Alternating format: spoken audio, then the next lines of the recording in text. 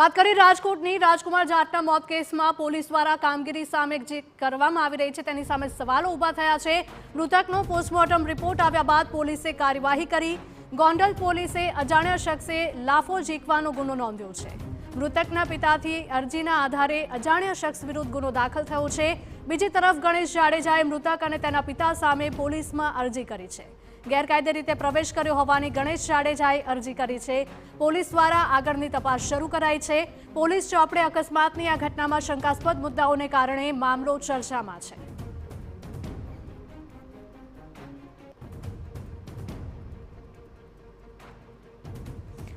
સંવાદદાતા મોહિત જોડાયા છે વધુ વિગતો સાથે। મોહિત, જણાવશો કે રાજકોટમાં રાજકુમાર જાટના મોત કેસમાં પોલીસની કામગીરી સામે હવે સવાલો ઊભા થયા છે।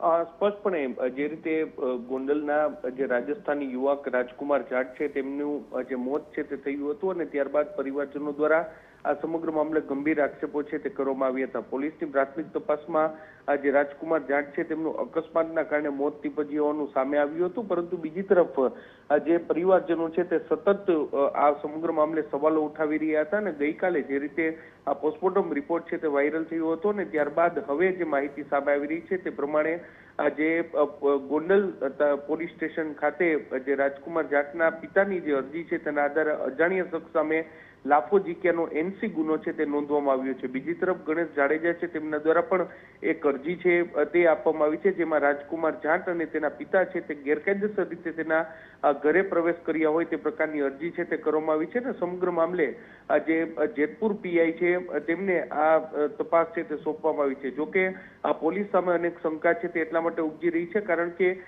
જે માહિતી મળી રહી છે તે પ્રમાણે ગત 15 તારીખના રોજ પોલીસ દ્વારા એનસી ગુનો છે તે નોંધવામાં આવ્યો હતો।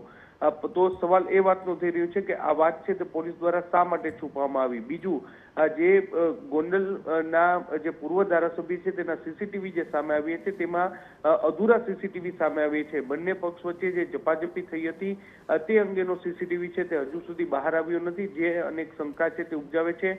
પોસ્ટમોર્ટમ રિપોર્ટમાં રાજકુમાર જાટના શરીર પર અનેક જે નિશાન છે તે સામે આવ્યા હતા, ત્યારે આ નિશાન શેના છે અને તે અંગે પોલીસે શું તપાસ કરી તે પણ એક મોટો તપાસનો વિષય છે ને તે અંગે પણ પોલીસ હજી સુધી કોઈ જે નક્કર જવાબ છે તે આપી શકી નથી। ત્યારે સમગ્ર મામલે પોલીસની કામગીરી સામે સવાલ છે તે ઉઠી રહ્યા છે। જો કે જે રીતે વિવાદ વકરી રહ્યો છે તેને જોતા પોલીસ દ્વારા એનસી ગુનો નોંધી અને આ વિવાદને શાંત પાડવાનો પ્રયાસ કર્યો હોય તેવું અત્યારે સ્પષ્ટપણે લાગી રહ્યું છે। જી બિલકુલ મોહિત, આભાર। ત્યારે રાજકોટમાં રાજકુમાર જાટના મૃત્યુ કેસમાં રોજે રોજ કંઈક ને કંઈક ખુલાસાઓ થઈ રહ્યા છે, ત્યારે પોલીસની કામગીરી સામે હવે સવાલો ઊભા થાય છે કારણ કે મૃતકનો પીએમ રિપોર્ટ આવ્યા બાદ પોલીસે કાર્યવાહી કરી હોવાનું સામે આવી રહ્યું છે। ગોંડલ પોલીસે અજાણ્યા શખ્સે લાફો ઝીંક્યાનો ગુનો નોંધ્યો છે। મૃતકના પિતાની અરજીને આધારે અજાણ્યા શખ્સ વિરુદ્ધ ગુનો દાખલ।